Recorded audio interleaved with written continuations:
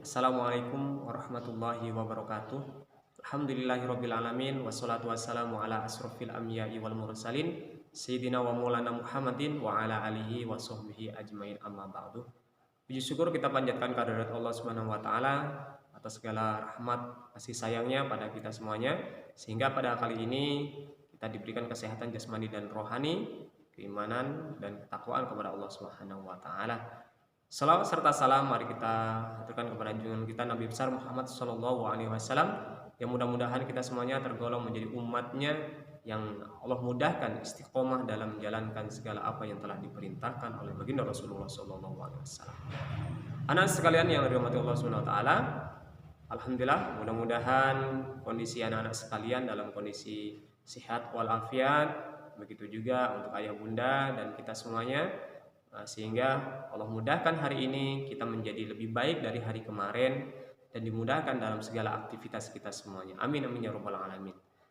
Pada kali ini kita akan membahas tentang bahaya karena tidak menjaga lisan. Yang mana lisan ini adalah diibaratkan seperti dua belah mata pisau, yang mana satu sisinya memberikan kebaikan, satu sisinya akan berdampak keburukan. Nah, tergantung kita sendiri yang memilikinya, apakah digunakan untuk kebaikan atau bahkan justru untuk keburukan. Nah, anak-anak sekalian yang dirahmati Allah Subhanahu wa taala, terkait dengan lisan ini sendiri, seseorang bisa selamat karena lisannya, seseorang bisa celaka, bisa terkena musibah, bisa menderita karena lisannya juga. Karena lisan inilah kebaikan-kebaikan bisa menyebar ke seluruh penjuru dunia. Dengan lisan ini juga seseorang insya Allah nantinya dia akan masuk surganya Allah Subhanahu wa taala. Namun karena lisannya juga lah ia akan masuk ke dalam nerakanya Allah Subhanahu wa taala. Nauzubillah min dzalik. Mudah-mudahan semakin hari semakin diri kita diberikan kekuatan, kemampuan untuk mengendalikan lisan kita. Ya, karena lisan kita ini akan berdampak besar bagi kehidupan kita di dunia maupun di akhirat. Rasulullah Shallallahu Alaihi Wasallam telah mengingatkan kepada kita semuanya. Dari Abu Hurairah radhiyallahu anhu, Rasulullah Shallallahu Alaihi Wasallam telah bersabda, "Man kana yu'minu billahi wal yaumil akhir, falyaqul khairan aw liyasmut." Barang siapa yang beriman kepada Allah dan hari akhir, berkatalah baik atau diam. Jadi kita diperintahkan kalau tidak bisa berkata baik, lebih baik diam. Karena apa? Diamnya kita ini akan memberikan kebaikan pada diri kita dan kepada orang lain. Daripada kita berkata tapi selalu menyakitkan orang lain, daripada kita berkata namun selalu banyak melakukan kesalahan-kesalahan pada setiap ucapan kita, lebih baik kita berdiam diri, memperbanyak zikir kepada Allah Subhanahu wa taala, memperbanyak istighfar kepada Allah Subhanahu wa taala. Mohon ampun, mudah-mudahan kita dijaga oleh Allah Subhanahu wa taala. Anak-anak sekalian yang dirahmati Allah Subhanahu wa taala, banyak kasus, banyak kejadian yang sudah terekam dalam sejarah, banyak kejadian yang sudah barangkali kita dengar, kita lihat di depan mata kita sendiri. Karena lisan seseorang bisa bertengkar, karena lisan seseorang bisa saling bunuh, bisa saling memukul, bisa saling menjatuhkan satu sama lain. Namun karena lisan ini juga seseorang bisa dimuliakan, dihormati, bahkan karena lisannya ia terus mendapatkan kebaikan-kebaikan, aliran-aliran pahala, baik ketika dia masih hidup maupun dia telah meninggal dunia. Lantaran apa? Lisannya digunakan untuk menyampaikan kebaikan-kebaikan, lisannya digunakan untuk menyampaikan ayat-ayat suci Al-Quran, menyampaikan syariat-syariat Islam kepada orang lain. Maka lisannya ini berpengaruh kebaikan kepada dirinya, kepada orang lain, tentunya di lingkungan masyarakat. Anak-anak sekalian yang dirahmati Allah Subhanahu wa taala, mari latih diri kita untuk bisa mengendalikan lisan kita. Insya Allah kita akan selamat dunia dan akhirat. Ya, barang siapa yang bisa mengendalikan lisannya, maka kelak dia akan mendapatkan keuntungan yang besar. Lantaran apa? Lantaran dia terjauhkan dari keburukan-keburukan yang barangkali akan timbul dari setiap kata yang keluar dari lisannya. Anak-anak sekalian yang dirahmati Allah Subhanahu wa taala, dan ingatlah bahwa dari setiap pendengaran, penglihatan, dan hati itu semuanya akan dimintai pertanggungjawaban oleh Allah Subhanahu wa taala.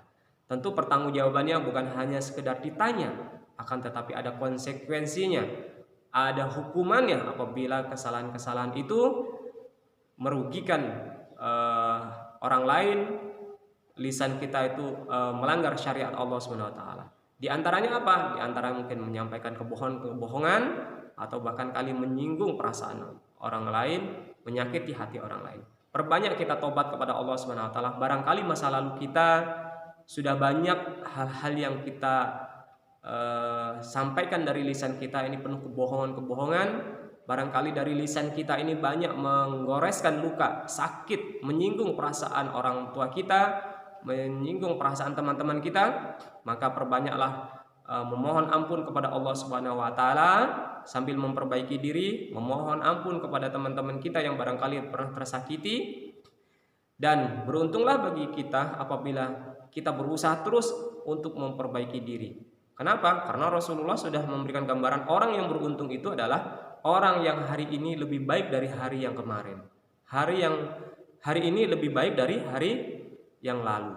Nah, jadi maksudnya apa? Maksudnya adalah kita sebagai seorang muslim dianjurkan untuk selalu memperbaiki diri, mengoreksi kekurangan-kekurangan kita untuk menjadi lebih baik ke depannya, dan insya Allah akan mendapatkan manfaat.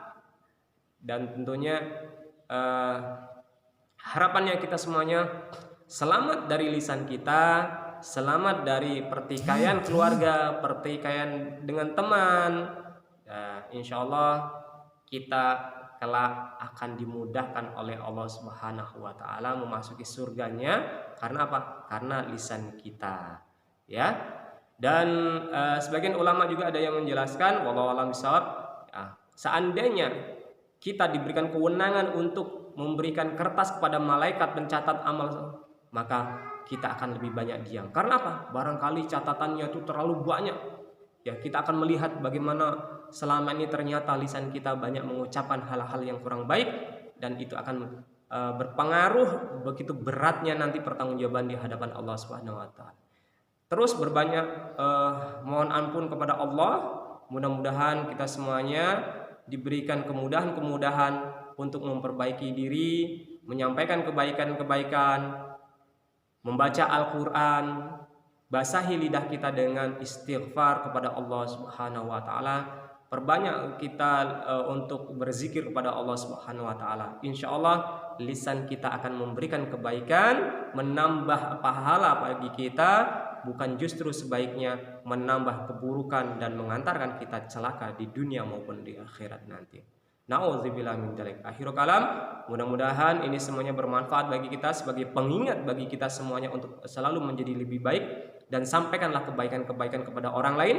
Mudah-mudahan orang lain itu menjadi bagian dari amal kebaikan kita karena kita mau menyampaikan kebaikan kepada mereka. Wallahu a'lam bishawab. Akhirul kalam. Assalamualaikum warahmatullahi wabarakatuh.